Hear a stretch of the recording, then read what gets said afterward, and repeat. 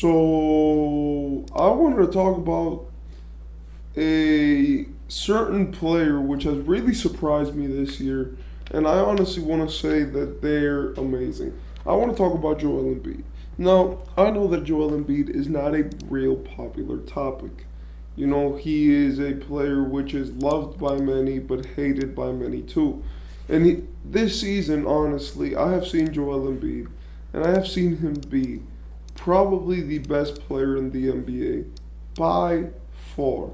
And look, I'm not a Sixers fan. They're in the same conference, and they're a rival to my team. But when we're being honest about ourselves, and when we look at players this season who have actually, you know, done something for their team, and what they're doing, it is crazy to me what Joel Embiid has been able to put together this season. Apart from being the biggest necessity of his team, which I do want to instate that it's a very important thing. You know, being the best player for your team and your team needing you, right, to win and to be able to pull off something and do certain things. He has been able to carry Philadelphia in a way that's amazing. Obviously, James Harden left, which was a very tragic situation where James Harden basically forced his way out onto the Clippers, and it caused a lot of uneasiness, you know, with the way that these players were going to play. Was Tyrese Maxey ready to take the role? Was Joel Embiid ready to shoulder more offense and be able to respond to, you know, a dude who averaged 20 points and 10 assists on decent efficiency leaving your team? Like the assist leader of the NBA just left your team, and you're supposed to just cope with that, you know, in a regular way. So they put more trust, you know, in Tyrese Maxey and into Joel Embiid, and they said, take the team. We'll give you a great coach in Nick Nurse. We'll try to get as many role players for you guys to be able to make this work. But we need you guys to be great so that this team can actually flourish, and it has. They're right now fourth in the East, but if you know how the East is right now, then the East, you will know that it's just very competitive. So being fourth in the East basically means being extremely high on the leaderboard, you know? Like the East right now has four teams, right, which all have like over 12 wins. Well, they have five teams which all have over 12 wins, you know, and when it comes to their records, even though the West does have more, it's the teams that we're working with which actually matter, you know. Miami has 12 wins, Cleveland, you have New York, Philadelphia, Orlando, Milwaukee, and Boston. It's more than actually five, it's like seven. But the real important thing for these teams are that a lot of these are like the champions this year or like the projected champions. And in the East, you know, it's become a way tougher conference this year, especially with those top dogs. And the 76ers have been able to deliver. You know, they were able to beat good teams like the Lakers, which they smoked, like the Thunder, which they beat. You know, they were able to beat other teams which have posed a great challenge for them, like the Celtics and the Pacers, you know, with that deadly offense. They were able to beat the Suns, you know, and they've had a strength of schedule, which in my opinion, just looking at the big dogs, they've had a pretty tough schedule. You know, a lot of West teams, a lot of teams which are good, and they haven't, you know, really faced the bottom of the bottom consistently to, you know, put them in that top tier win percentage, you know. In my opinion, versus a team like Boston, I think that, you know, the Sixers have had a way tougher schedule just in terms of the teams that they're facing routinely. But now that we look at, you know, what are these teams going to do and what games are going to be played, and we're looking at real players to stand out as the MVPs, you know, we have really five names, right? We have Nikola Jokic, Joel Embiid, and Giannis, which are the three that are there every year. We have Luka Doncic, right? And then we have basically the best player on the best team, which in my opinion right now is Anthony Edwards, because even though he's not getting considered, there is a feat to Minnesota being so good, which in my opinion you do have to take into consideration. But in this video, I just wanted to focus on Embiid.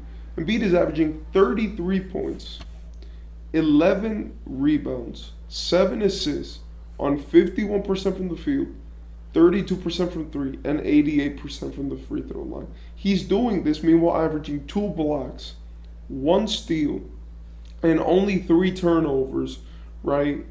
And think about, and 4 turnovers and 3 fouls. So basically you're telling me that this dude, which last season was relegated to just score as much as you can, has now integrated passing into his game. And with Tyrese Maxey, they intuitively run the offense together. And in my opinion, that's amazing. You know, he is the scoring champ, and he's probably going to win it again this year, which is good. You know, I do feel like players should care about awards more. Like those scoring champs, I feel like Embiid should try to get as many as he can, because honestly, even though, yes, it's not going to change anything for you to have more scoring championships, in the, you know, grand scheme of things, we will see that he has so many scoring champions as a positive for his overall career. I also want to say that he's putting up the big performances. Like yesterday, he dropped 50 points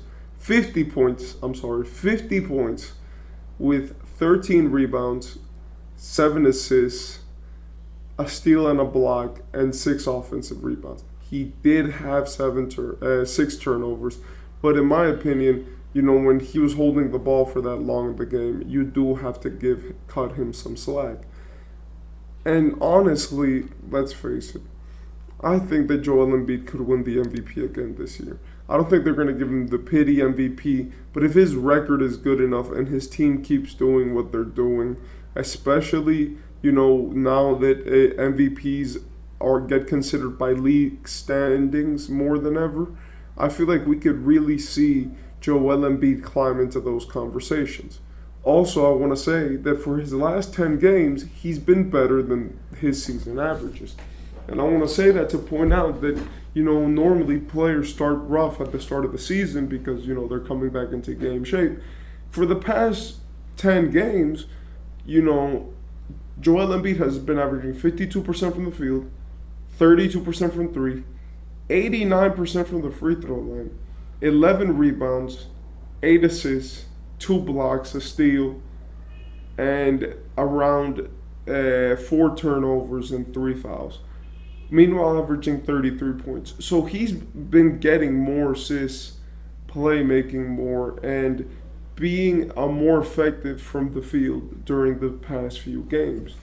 And honestly, I just want to say that if we're being honest and we're really considering everything, you know, and if vote getters didn't just give him the MVP because of pity, you know, then I feel like Joel Embiid could win the MVP again.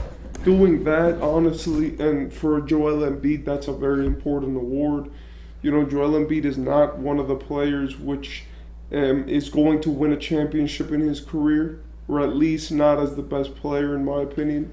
He could be a contributor, but in my opinion, unless you pair him up with like a Tyrese Maxey, which would do everything for him in the clutch, give him all the passes where he needs to be given, and give him all the, and give him all the clutch threes when he can make them, I don't feel like that he'll ever win a championship. And that's just the truth.